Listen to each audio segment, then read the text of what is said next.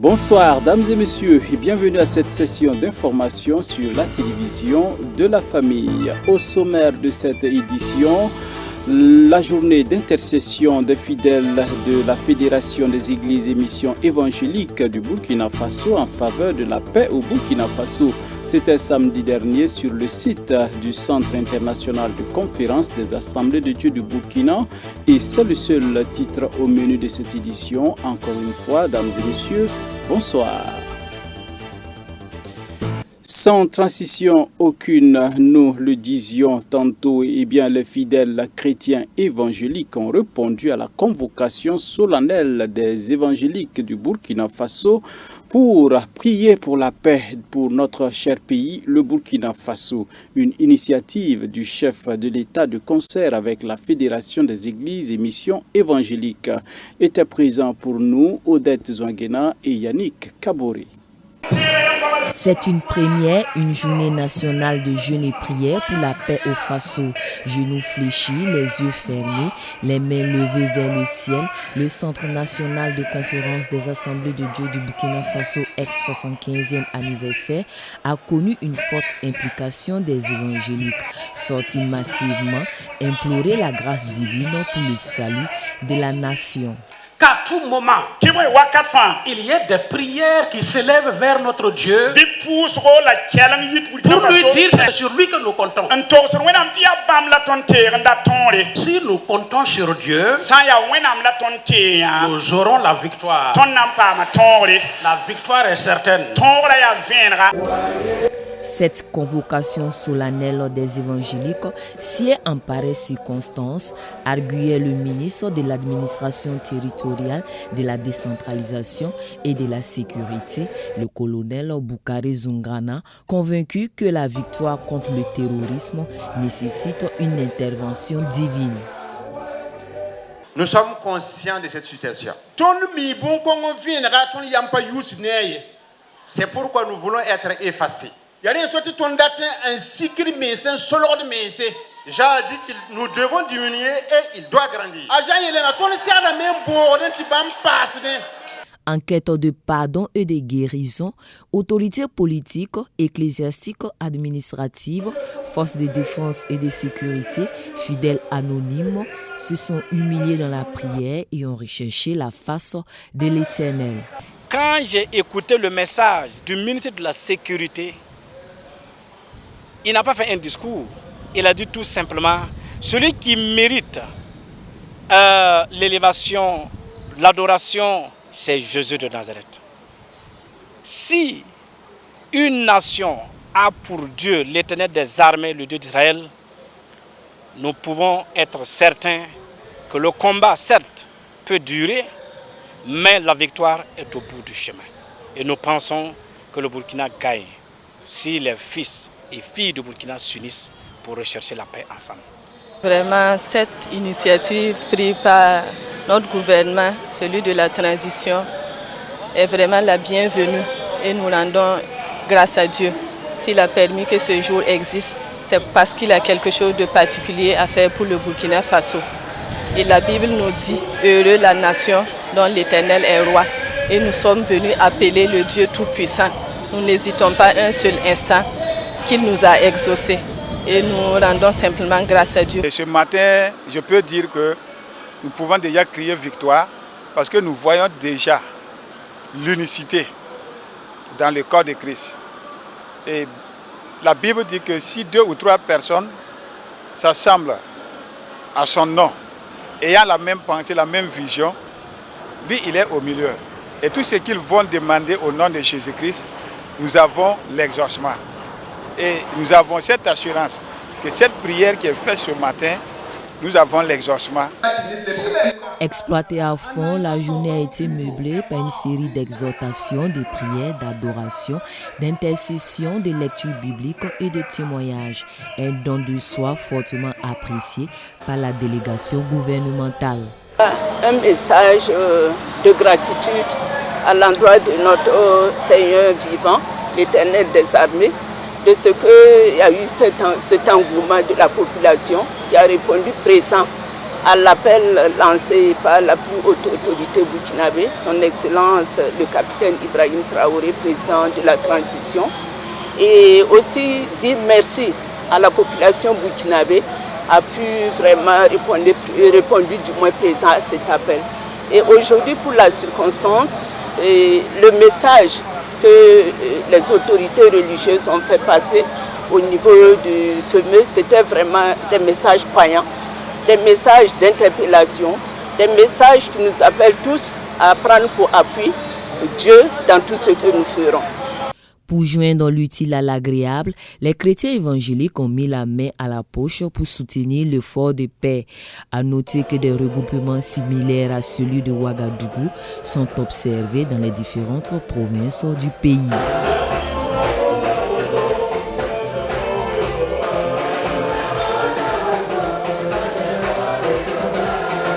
Et pour être complet sur le sujet, je reçois pour vous, dames et messieurs, le pasteur Kinda Moïse, qui n'est plus à présenter, c'est notre confrère. Il était présent sur le site du Centre international de conférence des Assemblées de Dieu du Burkina Faso le 30, sinon le 20 mai dernier, samedi donc, à l'occasion de cette session de prière pour le Burkina Faso. Bonsoir pasteur et bienvenue. Bonsoir M. Ameuro, bonsoir à tous nos téléspectateurs et téléspectatrices. Très heureux de vous avoir sur le plateau du journal. Merci. D'accord, alors dans le vif du sujet, suis-je tenté de le dire en même temps? Alors une mobilisation, peut-être une première, quel regard vous portez sur cette mobilisation du corps du Christ? Alors il faut dire que c'est... comme tout participant à cette grande rencontre, c'était la toute première fois que je vois une telle mobilisation de monde évangélique. Et il faut dire aussi que c'était une mobilisation non seulement qui était à la hauteur, mais pour ceux qui étaient présents, il y avait une volonté engagée de tous les participants par rapport au sujet qui a été donné, à savoir prier pour la paix et la stabilité du Burkina Faso. Donc c'est une mobilisation qui était à la hauteur, que j'apprécie et je rends grâce à Dieu d'avoir pris part donc à cette rencontre. Bien sûr, les images en disent vraiment long, mais la question qu'on se pose, déjà ça fait pratiquement une décennie que le Burkina Faso traverse une situation d'insécurité sans précédent. Est-ce que ce n'est pas tard, cette union du corps de Christ maintenant? En fait, pour moi personnellement, je trouve que ce n'est pas tard puisque les églises, bien avant cette date, priaient déjà pour le Burkina Faso. Depuis le début des attaques, chaque fois, chaque église, chaque chrétien, quand il se lève le matin, c'est la prière. Et tard, oui, au niveau donc des dénominations, au niveau de la fédération, le président lui-même l'a dit, c'est la toute première fois qu'il voit une telle organisation. Donc, on peut dire qu'à ce domaine, ça peut être tard, mais en matière de prière pour le sujet, chaque dénomination de son côté faisait déjà quelque chose en matière de prière pour le pays. D'accord, pas tard, vous l'avez dit tantôt, nous souhaitons que cela alors se perpétue. Et maintenant, alors, j'ai envie de dire, cette fois-ci, c'était à l'initiative du gouvernement. La prochaine fois, il faudrait encore attendre que le gouvernement sonne le glas pour voir le peuple de Dieu encore réuni pour soutenir le pays. Alors, c'est vrai, c'est le gouvernement qui a lancé, qui a convoqué tout le peuple burkinabé à s'unir donc dans la prière. Chaque communauté s'est retrouvée à un endroit clé pour pouvoir donc demander la faveur de Dieu pour le Burkina. Mais en ce qui concerne donc les évangéliques, Le président, je l'ai écouté, ça ne sera pas la dernière fois. Le président... Le président de la FEME, je dis, ok. voilà, qui était donc le premier organisateur de la rencontre. Il a souhaité non seulement qu'au niveau des plus hautes autorités, que cela soit institué, que ce soit chaque année, mais en plus de cela, il a aussi donné le message comme quoi l'Église évangélique va continuer dans cette même lancée. Voilà. En attendant que les autorités décident que ça va se passer chaque année, les évangéliques vont voir de leur côté pour que de telles rencontres, de telles initiatives puissent être donc perpétuées au sein donc de la communauté évangélique, non seulement pour la paix, mais après la paix, il y a beaucoup d'autres choses que le Burkina en a besoin. Donc l'unité fait la force. N'est-ce pas? Alors, la cérémonie, sinon, les moments de prière, voilà, ont débuté pratiquement à 8 h et ce jusqu'à 14 h. Quels ont été les temps forts de ces moments? Alors, pour moi, les temps forts étaient dès les premiers moments où les dirigeants, les premiers responsables, ceux qui étaient donc au programme, ont amené le peuple de Dieu à la repentance. Que chacun non seulement reconnaît ses péchés devant Dieu, mais reconnaisse aussi le péché de tout le Burkina devant Dieu, pour demander la faveur de Dieu, demander le pardon de Dieu pour nous-mêmes et pour toute la nation. Autre point clé, c'est aussi ce temps consacré à la prière pour nos autorités, pour la paix et pour l'ensemble du pays, pour que Dieu change les cœurs, pour que les gens puissent s'aimer, s'entraider, que les Burkinabés puissent vivre ensemble. Et ensuite, en dernière position que je peux apprécier, c'est aussi ce temps consacré à la prière pour le développement, pour la prospérité du Burkina Faso. Parce que déjà, nous savons que la paix est certaine. Oui, la Bible dit que là où 2 ou 3 sont réunis, il est avec eux. Mais en plus de cela, il dit que si 2 d'entre vous sur la terre s'accordent, donc nous pensons que le nombre qui était sur le site a atteint le quorum. N'est-ce pas? Donc nous pensons que Dieu va nous exaucer et il y aura la paix. Mais après ça, il faut que le pays puisse continuer à se développer, à vivre pour rayonner et pour qu'on puisse voir le Burkina un pays où il fait bon vivre. Vraiment. Alors, Pasteur Kinda, nous vous recevions pour revenir un peu sur la journée de prière nationale annoncée par le gouvernement. Prière qui s'est tenue au Centre international de conférences des assemblées de Dieu, qui a vu la participation vraiment du corps du Christ. Voilà. Alors, si vous avez le président de la République en face, que lui diriez-vous? Alors, je sais que j'aurais beaucoup de choses à dire. Oui, non, mais juste un seul. Un seul mot, c'est toujours compter sur Dieu. D'accord, ok. Toujours compter sur Dieu, parce qu'il n'y a rien de tel. C'est ça. Et nous rendons grâce à Dieu parce qu'au Burkina Faso, le peuple burkinabé est croyant et nous pensons qu'avec ça, c'est des atouts qu'il faut encourager et il faut soutenir pour que les gens puissent chaque fois invoquer le Tout-Puissant. Alors, Excellence, vous l'avez entendu, le pasteur Kinda, alors vous exhorte à compter sur Dieu. Davantage, suis-je voilà, tenté de dire. Amen. Eh bien, d'accord. Merci, pasteur Kinda, d'être passé sur notre plateau. Restez avec nous pour la suite du journal. Mais notons également que ces moments de prière, sinon cette journée, ce n'était pas seulement les évangéliques qui priaient. Il y avait également les catholiques, voilà, d'un côté. Oui. Il y avait les musulmans. Il y avait également les coutumiers. Chacun dans sa sphère, en tout cas, a invoqué Dieu ce samedi là pour que Dieu puisse étendre sa main toute puissante pour nous aider à recouvrer la paix Et je pense que c'est des choses qu'il faut saluer et perpétuer. Merci beaucoup, tout est dit. La suite de ce journal, dames et messieurs. Le café littéraire est la nouvelle trouvaille de la direction de l'École nationale d'administration et de magistrature, ENAM, en plus des grandes conférences, bien entendu, pour continuer la formation des énarques.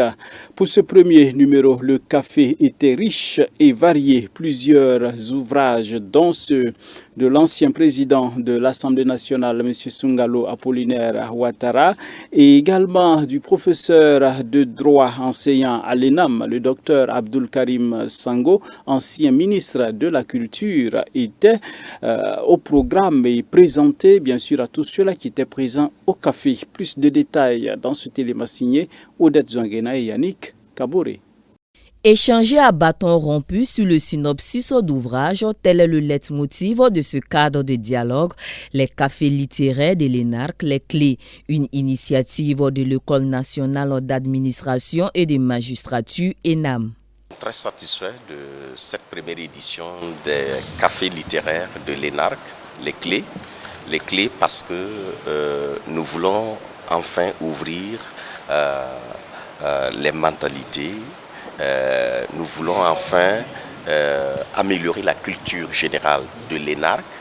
Nous voulons, grâce au café littéraire, donner l'opportunité aux auteurs burkinabés et d'ailleurs de rencontrer les futurs dirigeants de ce pays, fonctionnaires de ce pays, au cadre de ce pays. C'est dans l'enceinte de l'ENAM que les discussions ont tourné autour des écrits de 3 auteurs que sont Abdul Karim Sango pour la culture je plaide, Antoine Sandaogo Kaboré, le métier du procureur et Sungalo Apollinaire Ouattara, plaidoyer pour l'État. Je suis même littéraire de formation. Donc dès que les délégués nous ont appris qu'il y aura un café littéraire ce soir, bon, je m'en suis réjoui. Voilà, au point que même dans notre flux, j'ai été désigné donc, pour lire l'œuvre de M. Sungalo Apollinaire Ouattara, donc faire un commentaire et puis participer en fait, au débat. Donc c'est pour dire que j'apprécie en fait la tenue de ce café littéraire à sa juste valeur. Pour l'écrivain Sungalo Apollinaire Ouattara, plaidoyer pour l'État est une expérience de vie qui dépeint l'évolution de la société burkinabé dont le but est d'enrichir le potentiel de moyens d'action de la population. Je voudrais donc féliciter le directeur général de l'École nationale de l'administration publique et de magistrature pour l'initiative qui a consisté à mettre en place un espace de lecture et de visibilité des publications littéraires à travers les cafés littéraires de l'ENARC. Cela donne une occasion de pouvoir échanger avec les énarques et le public et l'horizon d'attente de lecture, de pouvoir échanger sur ces œuvres littéraires. Parce qu'il n'y a pas de structure qui permet aujourd'hui au Burkina de pouvoir donner une lisibilité aux différentes publications. Et cette initiative de café littéraire permet donc d'échanger sur les ouvrages et également de donner une vue générale sur les différentes publications. En tout cas, c'était avec un grand bonheur que j'ai participé à ces premiers cafés littéraires. Pour une première, les félicitations pleuvent de part et d'autre. Et compte tenu du challenge, le directeur général de l'ENAM, le Dr Jacob Yarabatouala, n'attend pas s'arrêter en si bon chemin puisque la rencontre se veut bimestrielle. Rendez-vous est donc pris en juillet pour le second numéro des cafés littéraires de l'ENARC, les clés. Un clin d'œil au Cameroun et nous sommes à l'international. Eh bien, la 51e journée de l'unité a été célébrée sur fond de sécessionnisme. Cette journée commémore la fin du fédéralisme et la proclamation de l'État du Cameroun. Suivez. Un grand défilé militaire et civil a eu lieu dans la capitale camerounaise Yaoundé pour célébrer la 51e journée de l'unité nationale. La fanfare de l'armée égyptienne invitée spéciale de cette édition a été très fortement applaudie par les invités en tribune. C'est pour rappeler qu'on est un seul et même peuple. C'est pour rappeler que c'est ensemble qu'on peut construire et se développer. C'est pour rappeler que c'est ensemble qu'on peut être heureux, c'est ensemble qu'on peut vivre dans la paix. Je pense que c'est un jour heureux et ce que j'ai vu aujourd'hui montre que la démocratie camerounaise est en bonne voie. Cette journée de l'unité nationale est aujourd'hui remise en cause par les tendances sécessionnistes dans les régions anglophones du Cameroun. Aujourd'hui, les Camerounais sont d'accord que nous vivons une certaine unité de façade. D'abord parce que dans le nord-ouest et le sud-ouest, vous savez très bien qu'il y a les sécessionnistes qui ne nous laissent pas respirer. De l'autre côté, nous constatons la montée de la haine dans le pays.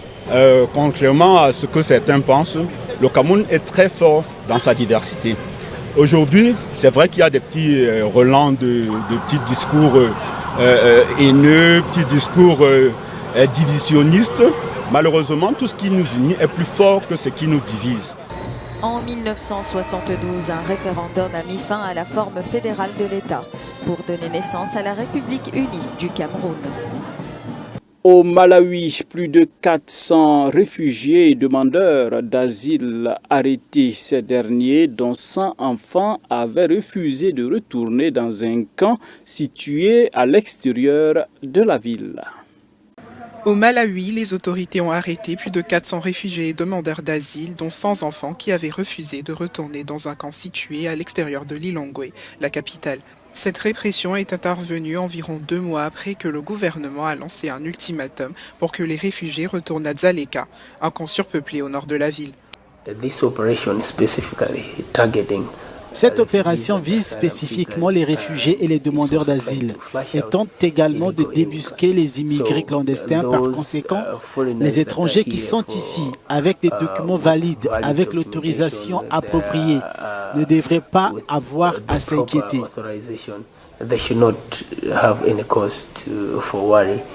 Quelques 240 personnes ont été emmenées d'une prison où elles étaient contrôlées vers le camp par des camions militaires et un bus de l'UHCR. Le camp de réfugiés de Dzaleka, créé en 1994 pour accueillir environ 12 000 personnes, en héberge actuellement plus de 56 000, selon l'Agence des Nations Unies pour les réfugiés. À la fin de la journée d'hier, environ 400 personnes avaient été sélectionnées.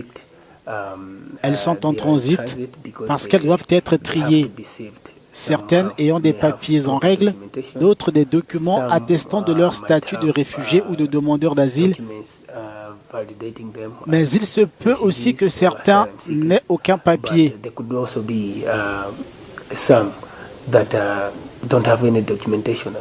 La plupart des réfugiés et des demandeurs d'asile du Malawi viennent de la République démocratique du Congo, déchirés par le conflit, ainsi que du Rwanda et du Burundi.